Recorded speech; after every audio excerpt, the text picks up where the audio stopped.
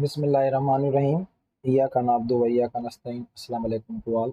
अच्छा, आज हमारे पास फाइलम नाइजेरिया का पार्ट 2 होगा और जो कि रहा हुआ हिस्सा था उसके ऊपर आज हम डिस्कस करेंगे। और जो चीज़ आज हमारे पास होगी वो होगा पॉलीमॉर्फिज्म। बेटा देखो, लफ्ज़ पॉली का मतलब होता है मैनी एंड मॉर्फिज्म्स का मतलब होता है शेप्स, यानी कि बहुत सारी शेप्स। अब इससे क्या मुराद है, ये तो हमें तभी पता चलेगा जब हम इसकी डिटेल क्या करेंगे, डिस्कस करेंगे। अच्छा, हम डायरेक्ट इस इमेज के ऊपर जाते हैं और इस इमेज से मैं सारी चीज़ें आपको समझाता हूँ। देखो बेटा, हमारे पास कुछ नाइडेरियंस ऐसे होते हैं जो कि कॉलोनी में रहना पसंद करते हैं। अच्छा, अब ये जो कॉलोनी है ना, ये अलग नाइडेरियंस की कॉलोनी है। ये वाली जो आप कॉलोनी देख रहे हो, ये हमारे पास एक अलग नाइडेरियन की कॉलोनी है। सही है बच्चा? ये हमारे पास एक अलग नाइडेरियन की कॉलोनी है और ये वाली जो है हमारे पास, ये हमारे पास एक अलग नाइडेरियन की कॉलोनी है। अब ये 3 कॉलोनियां हैं लेकिन ये मिलके रह रही हैं। सही है? अब ये जो गोनोजोइड्स वाली कॉलोनी है ना, इनका काम होता है रिप्रोडक्शन करना। अब ये जो डेक्टाइलोजोइड वाली कॉलोनी है ना, इनका काम होता है प्रोटेक्शन देना। अब ये जो गैस्ट्रोजोइड वाली कॉलोनी है ना, इनका काम होता है न्यूट्रिशन देना।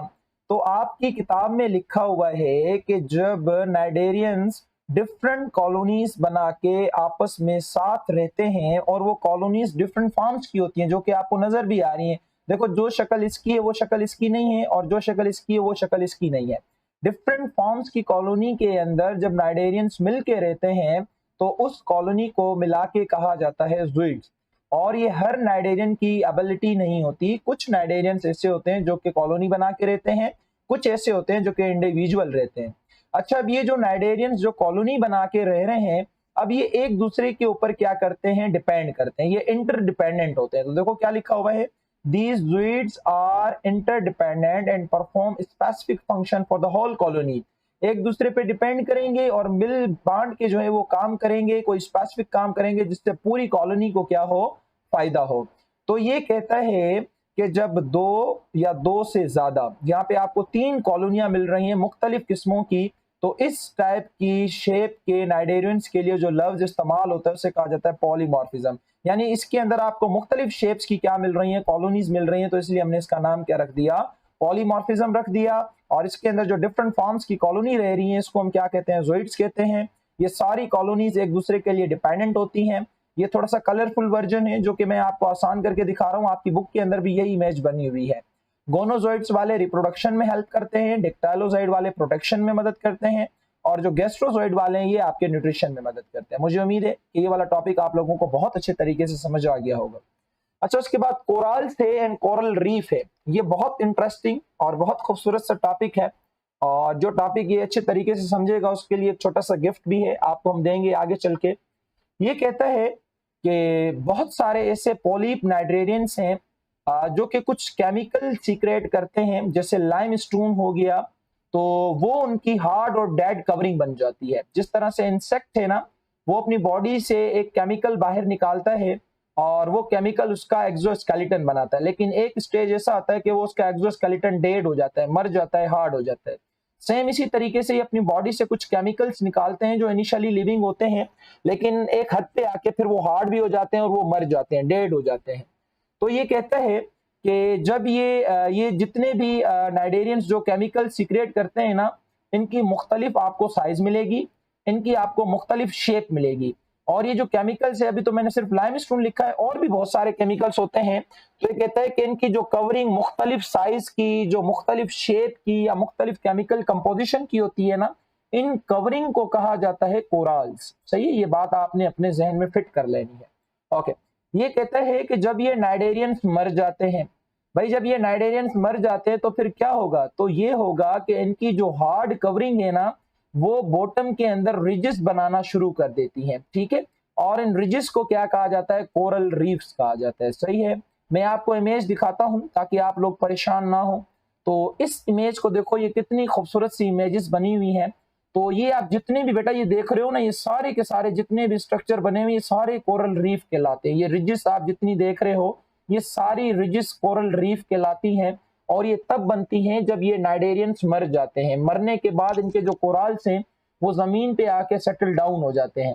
और इनके बारे में कहा जाता है, ये जो कोरल रीफ्स है ना बेटा, इनके बारे में कहा जाता है कि ये जो एक्वेटिक लाइफ के जो ऑर्गेनिजम्स हैं ये इनके लिए जन्नत होती हैं, इनके लिए हेवन होती हैं।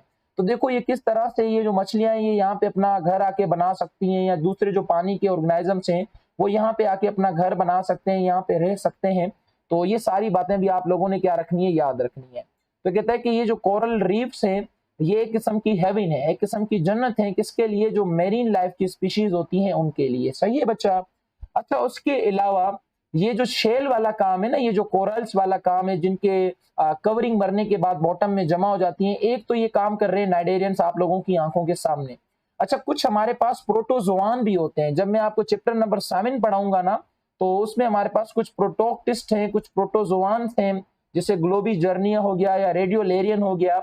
जब वो मरते हैं ना तो उनकी लेयर भी सरफेस पे जाके जमा हो जाती है और वो भी बॉटम पे जाके लेयर बना लेती है। अच्छा, लेकिन उनकी लेयर इस तरह से खूबसूरत नहीं होती, उनकी लेयर कुछ इस तरह से होती है। देखें, ये हमारे पास रेडियोलेरियन है या ग्लोबी जर्निया है। जब ये मर जाते हैं तो इनकी लेयर्स भी समंदर के अंदर इस तरह से देखो लेयर्स बना लेती है, इस तरह से आप लोगों को नजर आ रहा होगा। सही है बच्चा।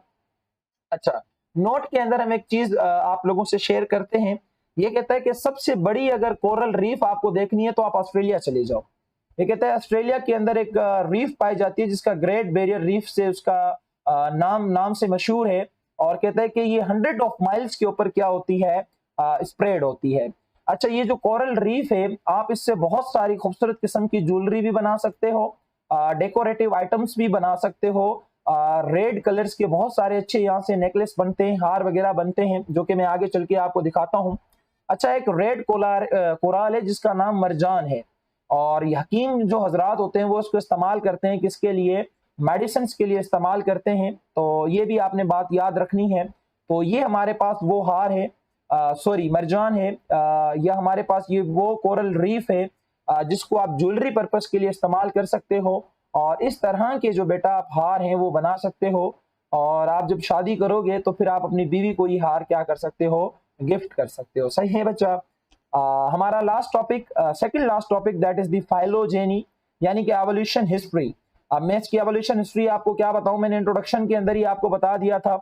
जो प्रोटोक्टिस्टा थे उनके अंदर 3 बार एवोल्यूशन हुई थी। जब पहली बार एवोल्यूशन हुई तो स्पंज बने, जब दूसरी बार एवोल्यूशन हुई तो नाइडेरियंस बने, और जब तीसरी बार एवोल्यूशन हुई तो प्लेनेरिया बने थे, प्लेटीहेल्मस बने थे। तो ये इसकी थोड़ी सी क्या एवोल्यूशन हिस्ट्री है।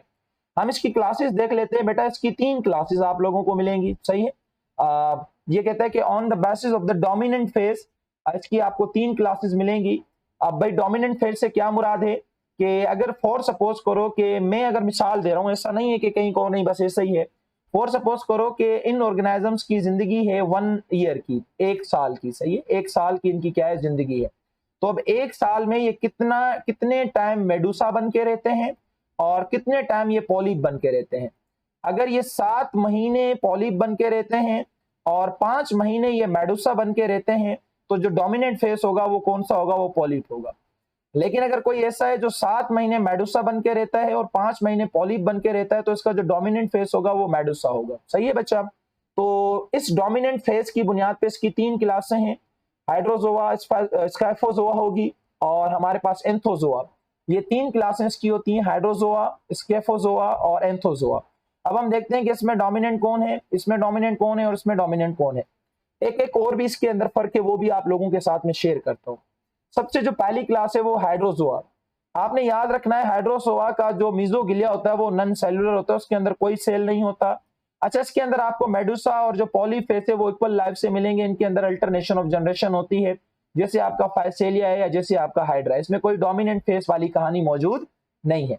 लेकिन अगर हम स्किफोजोआ की बात करें तो इसका जो मीजोगिलिया है, पहली बात तो वो सेलुलर होता है, और जो काम की चीज है वो ये कि इसका जो मेडुसा है ना वो डोमिनेंट होता है। मींस के 7 महीने मेडुसा रहेगा और 5 महीने इसका क्या रहेगा, पॉलिप रहेगा। और इसकी मिसाल के अंदर हम किसकी एग्जांपल लेते हैं, जेलीफिश की, जिसका साइंटिफिक नाम ऑरेलिया है। उसके बाद हमारे पास लास्ट क्लास है जिसका नाम एंथोजोआ है। अब इसका जो मीजोगिलिया है वो तो ना तो सेलुलर है ना तो नॉन सेलुलर है, वो फाइब्रियस है। और इसका जो डोमिनेंट फेस है वो पोलिप है, यानी कि साल में 7 महीने पोलिप बन के रहेगा तो 5 महीने क्या बन के रहेगा, मेडुसा। और इसकी मिसाल के अंदर आपका कोरल्स और एनिमोन्स, जो हमने सी एनिमोन्स पढ़े थे, वो आते हैं। मुझे उम्मीद है कि ये वाला फाइलम आपको सारा का सारा समझ आ गया होगा बहुत अच्छे तरीके से। अपना बहुत सारा ख्याल रखिएगा, इसको पढ़ते रहिएगा। जहां भी कंफ्यूजन हो तो आप लोग कमेंट बॉक्स में आके मुझसे पूछ सकते हो।